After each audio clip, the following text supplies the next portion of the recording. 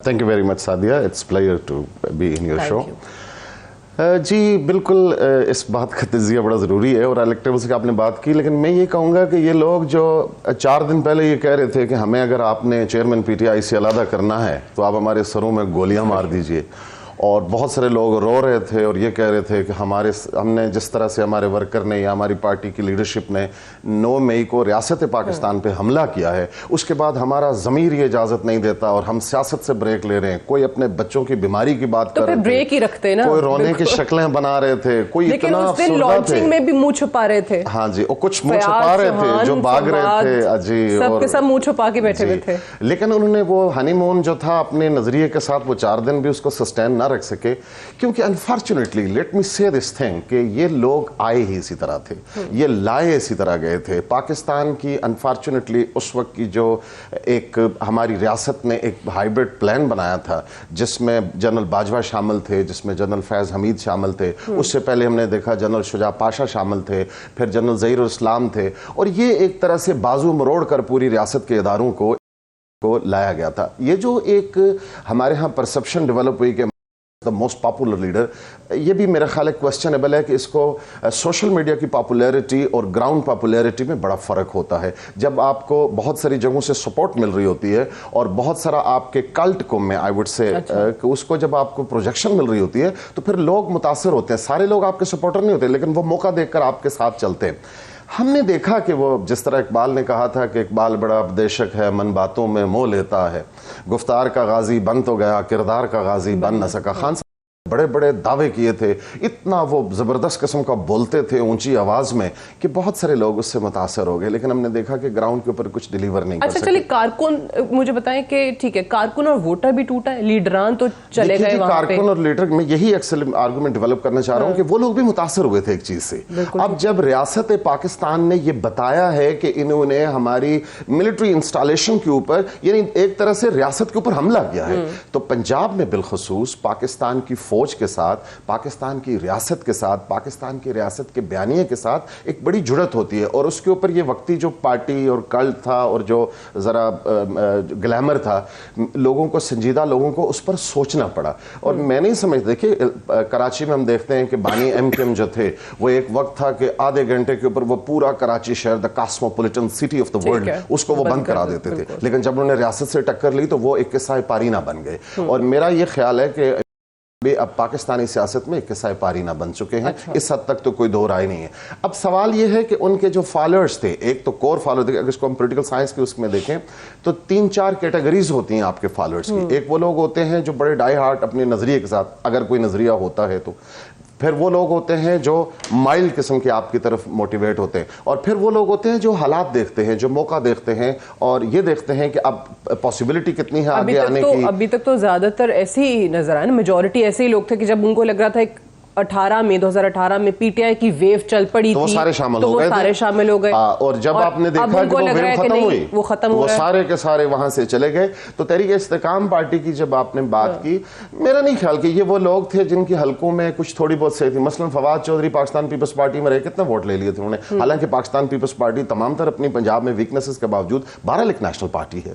और फिर मुख्तलिफ ये जमातों से रांदा दरगाह लोग थे जिनको इकट्ठा कर करके एक टोकरी में डाल के हवाले किया गया था, ये वहां चले गए। मेरा नहीं ख्याल कि पंजाब में वो पीएमएलएन के जेन्युइन सपोर्ट बेस को कोई डेंट डाल सकते हैं, या पाकिस्तान पीपल्स पार्टी अगर अपनी कैंपेन को, और बिलावल ने जिस तरह से अपना एक पोस्टर डेवलप किया इंटरनेशनली, अगर वो जनूबी पंजाब में और सेंट्रल पंजाब में भी उन पॉकेट्स के ऊपर जहां पीपल्स पार्टी का कुछ वोट बैंक हो सकता है, वो एक रिवाइवल अपना कर सकते हैं। तहरीक इस्तेकाम पार्टी इतना ही कुछ कर सकती है जितना कोई और प्रेशर ग्रुप पंजाब में डेवलप हो सकता है। लब्बैक है, फलां है, फलां है। मेरा नहीं ख्याल कि वो कोई बड़ा। ठीक है, हारिस नवाज साहब, आपका बीसीपी में तज्जिया चाहूंगी। देखिए, ये जो मॉडर्न वर्ल्ड में ना इस तरह जो सिपाही एजेंसीज काम करती हैं वो डबल उनके पैटर्न्स होते हैं। मिसाल के तौर पर जमाल अब्दुल नासिर की बात है कि वो अमेरिका के और CIA के खिलाफ बड़ी तकरीरें करते थे। बहुत अरसे के बाद लोगों को पता चला कि वो तो CIA की लिखी हुई तकरीरें होती थी। तो इसी तरह ये जो प्लेइंग टू द गैलरीज किया था जब उनकी हुकूमत निकली, उनकी हुकूमत पाकिस्तान के आइन के मुताबिक कॉन्स्टिट्यूशनली एक वोट ऑफ नो कॉन्फिडेंस से ख़त्म हुई थी। पार्लियामेंट के अंदर वो अपनी मेजॉरिटी साबित नहीं कर सके थे, उनके इत्तेहादी उनको छोड़ गए थे, उनके तकब्बर, उनके गुरूर, उनकी फेलियर ऑफ जो है ना वो गवर्नेंस की वजह से। लेकिन उन्होंने उसको मनूवर करके एक जो ना जेब से रुक्का निकाल के उसको लहराया और बड़ा वो ड्रामाटाइज किया उसको, और उन्होंने कहा कि ये मेरे खिलाफ अमेरिका है। और फिर उसके बाद वो कहना शुरू हुए कि हम हकीकी आज़ादी लेंगे, यानी हकीकी आज़ादी वो अमेरिका की तरफ रेफर कर रहे थे, साम्राज्य की तरफ रेफर कर रहे थे। और फिर वो कह रहे थे कि जी ये पीडीएम की जो हुकूमत है ये इम्पोर्टेड हुकूमत है। इम्पोर्टेड वो इस तनाजुर में कहते थे कि इसको किसी अमेरिका ने इसको इंस्टॉल किया। और फिर हमारे लोगों ने, कुछ लोगों ने कहते थे कि लोगों की तवज्जो उधर करके वो उन बेचारों मासूम बच्चों के साथ जिनको इतना ज्यादा उन्होंने जज्बाती किया कि फिर उन्होंने रियासत के इदारों पर हमला शुरू कर दिया, उन बच्चों को वो मुतासर कर रहे थे कि देखिए मैं इतना बड़ा लीडर। अब सादिया आप जान सकती हैं कि पाकिस्तान में जुल्फकार अली भुट्टो का ये नैरेटिव था कि CIA ने उसके खिलाफ साजिश की है।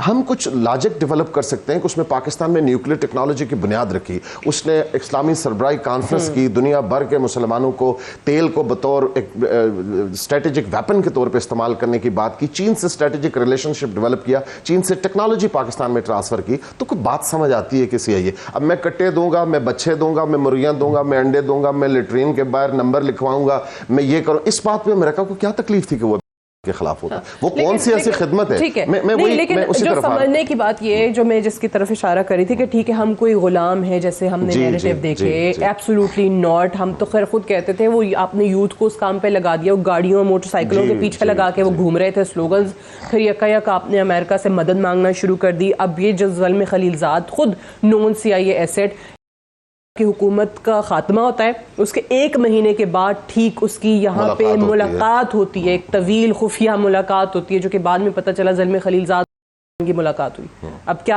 मैसेज क्या? फवाद चौधरी जो कॉन्स्टेंटली और कंसिस्टेंटली मुलाकातें अमेरिकन एम्बेसी का विजिट करते थे, उनके घर में वॉशरूम के स्लीपर्स में वो खड़े होते थे, इतनी अचानक वहाँ मुलाकात हो जाती थी। ये देखिए लोगों को बेवकूफ़ अब नहीं बनाया जा सकता। कौम ये बात जान यही है कि ये तमाम जो स्लोगन्स थे, ये जो तमाम नारे थे, ये लोगों को बेवकूफ़ बनाने के लिए, वो जो प्लेइंग टू द गैलरीज, एक पॉपुलर सपोर्ट मनूवर करने के लिए।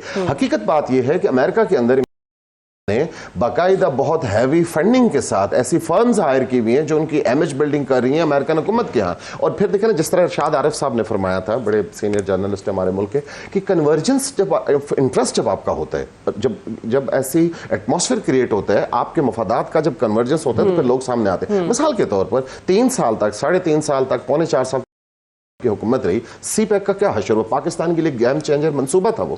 हमारे साथ जो चीन के रिलेशन है, हमारा नेक्स्ट डोर नेबर है, और हिस्टोरिकली पाकिस्तान की तारीख में चीन ने जो कुछ हमें सपोर्ट किया उसकी मिसाल नहीं मिलती। अमेरिका ने या किसी दुनिया के और मुल्क ने सिवाय रूस के हमें टेक्नोलॉजी ट्रांसफर नहीं की। चीन ने हमें टेक्नोलॉजी ट्रांसफर की। जो पाकिस्तान 1971 में एक गोली उसकी खत्म हो जाए टैंक की, तो उसके पास गोली नहीं थी, अब वो JF थंडर बना के दुनिया को बेच रहा है। तो उस चीन के, उस CPEC के, जो पाकिस्तान में एक स्ट्रेटेजिक एसेट के तौर पर डेवलप हो रहा था, उसको क्रश किया, उसको खत्म किया। मुख्तलिफ बयानात इमरान, वो सारे लोग पता नहीं कहां चले गए, वो रज़ाक दाऊद साहब कहां हैं, वो जो शहबाज गिल फलां फलां फलां, वो खुदा जाने कहां से आए थे, कहां से प्लांट हुए थे, और वो सारे लोग अपना बिस्तरा बोरिया गोल करके इस मुल्क की मईशत का भट्टा बना के चले गए। वो जो लोग अमेरिका के अंदर उन्होंने ये फर्म्स हायर की हुई हैं, एक और ज़ल्म खलीलजाद का भी कजाकिस्तान में ऑयल इंडस्ट्री के लिए आपके सामने है, ट्रैक रिकॉर्ड है कि किस तरीके से वो पैसे लेके उनके लिए काम किया करते मेरा ये ख्याल है, मुकम्मल कीजिए। मेरा ये ख्याल है कि ज़ल्म खलीलजाद भी हायर किया हुआ है जी, यहाँ से भी और वहां से भी, और भी बड़े लोग हैं वैसे लिस्ट में, और भी काफी नाम है, ये सरे फहरिस्त